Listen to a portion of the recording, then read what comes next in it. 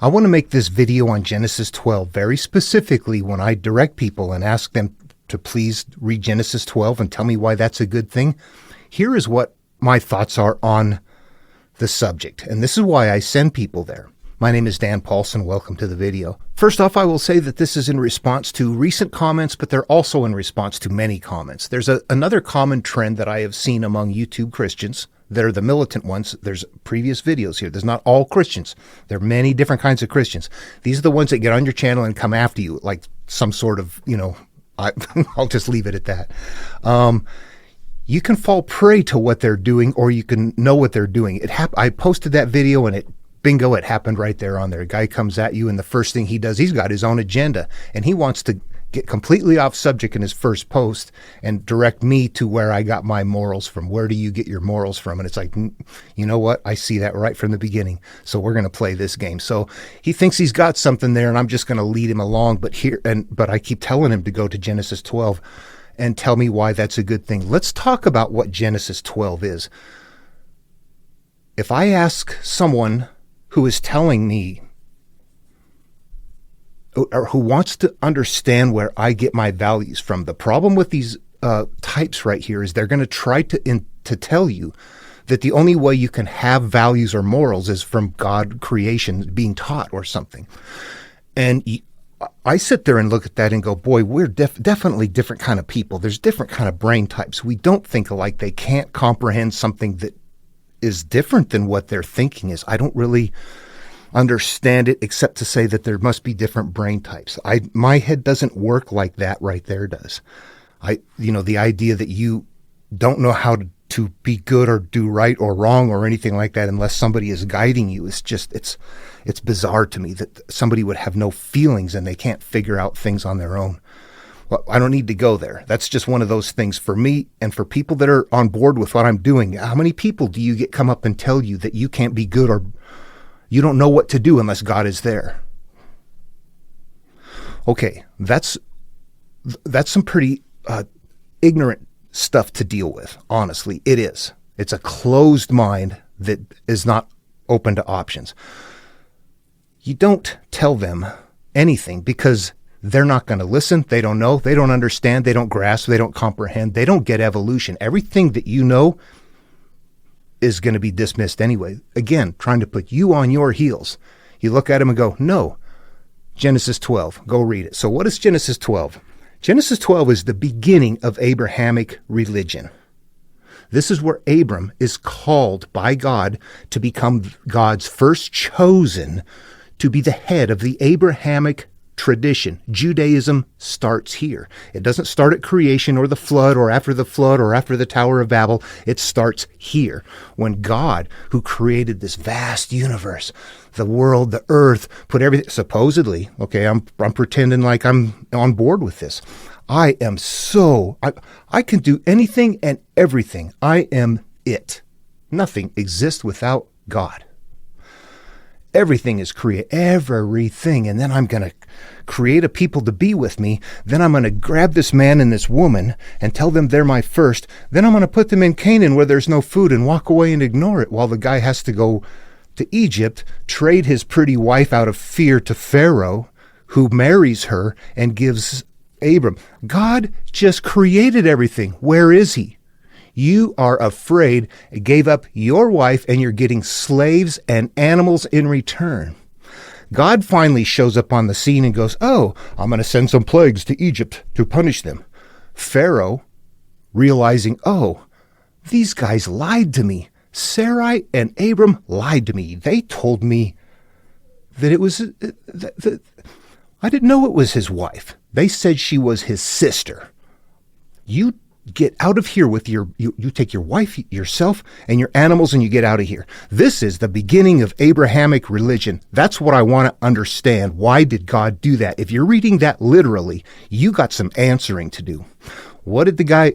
Okay, I do that. I caught one guy... The reason I made that video, because one person kept saying, I don't understand the question. I don't understand the question. I don't understand that. Because they don't know. They're looking at that going, holy crap, I can't explain that. No, you can't. If God is that great and created everything and then turns around and drops the ball like that, Come on. God can create everything but can't pick up a pin. Think it through. Seriously, isn't the background idea that that the entire universe, everything, all was created for man and for companionship with God somehow, some way, something? And then God, if you're the reason to be here, where did God go and leave you that way? It doesn't make any sense. I'm going to tell you that there's a metaphoric reason for this story, so don't dismiss it. But if you're reading this as history, you're going to have some difficulty. All right, so the same thing happened. Somebody who saw that video that didn't like it comes at me, throws his value. Where do you get your morals? Where do you get your values? I'm like, Genesis 12. Where do you get your morals, your values? Genesis 12. The person finally did go after it, but it's just really trying to blow off, oh, it's no big deal. It's just whatever happens. What was the final comment that he said here on that? So he finally did, after many, many times I asked him to please go there and explain that. You're coming to my channel. You tell me what you're bringing to the table. You saw my video, and it's not about what you're talking about. And what is he finally did? He tried it. He said, friend, Genesis 12, like many books of the Bible, contain acts of imperfect immorality. Your viewpoint is completely mute. Okay, I didn't offer a viewpoint. I asked him to explain to me why it's a good thing. That's it. So I don't have a viewpoint that I'm offering. He doesn't have one he's offering either. We follow the teachings of Christ and view the Bible in its entirety through the lens of... Okay, so I know what Christianity is. I don't need him to tell me that or what he's doing or anything like that. It's just another variant. The question really becomes, how is that good if you're trying to explain it? Now, if you continue to read along, you will see that something transitions. Abram becomes Abraham. He does, and Sarai becomes Sarah. The same thing happens again, only this time with a king. And this time it gets interrupted. Abraham is afraid that the king is going to want his wife because Sarah is beautiful. So he says, that's my sister. But he gets we got a habitual problem with this guy right here. He's scared of somebody and he's going to give his wife away. It happens again after the son takes over. There's a third time where this happens and it's intervened again. So there's a sequence going along here where it starts out really bad, then it's intervened with, and then the third time it's like it doesn't even become an issue. There's something sequencing in there that is different than historical. So there is good values in the Bible, but if you're reading that story as if it is historical, there's no possible way to explain it except to say things like he did. It's an imperfect thing. Your point is moot. No, the point is not moot. The point is, what you know the Bible. You're preaching this stuff. What does this mean? It doesn't mean anything. Forget about that. Don't look at that stuff. We got cherry picking. We got all kinds of stuff going on. You see so much going on right there with the dismissal of what there is. When in all reality, if we were to interpret that verse and play it out in the psyche as I advocate, as a process, one of many things you can try, but that this is very consistent, that if I consider myself as Abram and my inner self as Sarai, and then later on, as I've gone through an iteration of life, of bad life, where I've gone through and starting out in Canaan in a famine. I went back and edited this in. I make so many of these videos, sometimes I leave things out. You know, my theory here is that the creation story is the birth of each human, that there's a setup going on, that Adam is our consciousness and that Eve is our inner self, that first sin represents our learning life and beginning to judge life, and that as time goes on, we see the advancement of that, the dividing of the Cain-Abel division that goes on, the increase of life, the experiences, attachment to the earth, and all of those things, up to the point to where there's corruption and the earth needs to be destroyed. That represents ourselves and our early self if we're doing it in this manner. You know, think of that for a second. There's a point where right before the flood where the sons of God go into the beautiful daughters of men and they have offspring, the Nephilim. What? Okay, if you treat that real, there's some explaining to do. If you look at it metaphorically, you could say, you know what, that represents myself, and that represents my early pure qualities, my love, my joy, my innocence, all of those things have been now, they're corrupted, they're lost. I am no longer that person. I'm now angry. I don't trust anymore. I've got a lot of issues. My pure inner qualities have been corrupted by something that now need to be destroyed. The stories make sense to me that way, not historically. That it's just iterations of our life experiences, and that when we're ready to start healing and saying, you know what, I'm done with life and my experiences and my judgments. I want to turn to my heart and soul and turn inward to heal and start facing those memories that I'm holding that are just so hurtful that they're acting out of me and hurting the people around me. That is it's a difficult place to go, but the stories, if you put them all in place like that and put them in a mental hierarchy of the consciousness being the male, the inner self being the female, then this process continues to work. It's a theory. So there's a template that is following. There's a sequence following. It starts out with us being pure, no consumption or naked, uncovered.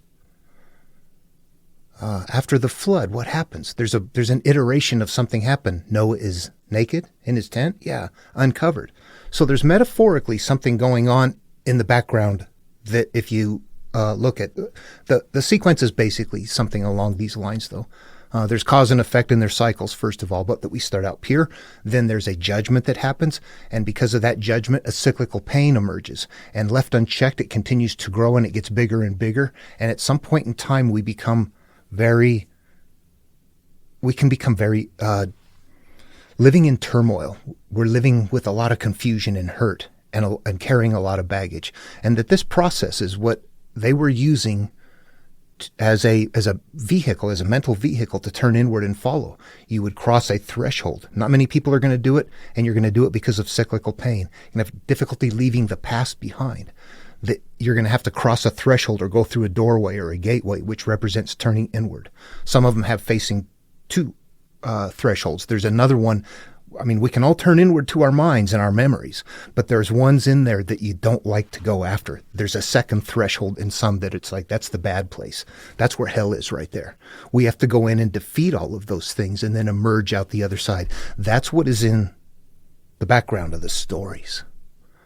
It's a sequence that emerges in the material. On a template is a place where it starts. We are starting out in life pure, and we don't have anything to consume. It's like being in the Garden of Eden without having sinned yet. Everything is pure at that point. We have purity. But what happens in the Garden of Eden is first sin happens. What happens here? They leave the emptiness and go to Egypt. So the first sin representation is not, this isn't really happening. It represents that we are going and experiencing life, and as a result, we are accumulating bad things as a result. Our inner self is being corrupted by life experiences, and we're bringing that with us. And then we have to start going through iterations of healing processes to purge this. The only way you can make sense out of this and look at it to me is that this represents me and my life and a pathway that I'm taking for self-healing, of looking inward and understanding where I came from and that I've got hurt and I've got some forgiving to do from my past. I don't look at this and go, oh, well, that's just the way it is. Where do you get your values from? Okay, so in summation, I feel this way about the stories, the sequence of stories as I look at those. If I don't interpret them, what I am left to think is that God dropped the ball and that his chosen Abram and then Abraham and then his offspring, all of them had this real wired-in issue with fear that their beautiful wife was going to be taken, so their willingness to just hand their wife over to Pharaoh or another king. And you look at that and go, wow, that's just really a bizarre thing, isn't it? You look at that and go, wow, okay, yeah. Is that the start of Abrahamic religion? If, however, I look at that and go, I see a metaphoric template in there, a sequence that is about me. I'm following this. At first, I go off in life and I become corrupted by experiences, not knowing any different. I give over my inner being willingly to life experiences, and as a result, I pick up animals and slaves or characteristics, qualities. Instead of, in Genesis, having the Nephilim, well, I've got something else here. I've got corrupt things that I'm taking with me. They're all representing that same thing. But that as I go on and I go through iterations of healing, I'm continually cycling through temptation, but each time I'm escaping the temptation better each time until in the end, when it arises, it doesn't even happen. So I see something in there that is viable for me as a path to follow if I interpret it like that. If I don't interpret it, I don't see it as anything viable, just a story that makes me go, wow. Really? Yeah, seriously. It should do that to most people. But that template, it's up to you to see that or to believe it or not. And some people have a need for this to be historically true to the point that they're not going to see it. But I'm going to let people know that come after me right now, there's something there that you are not seeing. So the disconnect is there. And what you have going on in the background that you're not bringing to the table, this is your primary core belief. While I'm trying to look at the template and say, this is what I see, what you're trying to do is discuss everything except your primary belief. Existence, therefore God. That's where you need to go. That's what you need to bring to the table, because that's what you're basing everything else on. That's the foundation right there. Everything else you're doing is wasting time practicing. You're going through the cyclical pain. You're practicing these fights, these arguments, these things going on. Yeah, but it becomes observable once you find your way on the inside. So there is something magical in here you don't see. I don't know how to tell you that. The Tao that can be told is not the eternal Tao. Nobody can see this unless they look at it and find their way through it. Somebody telling you doesn't do it. I know this because I went after it. I saw patterns in material.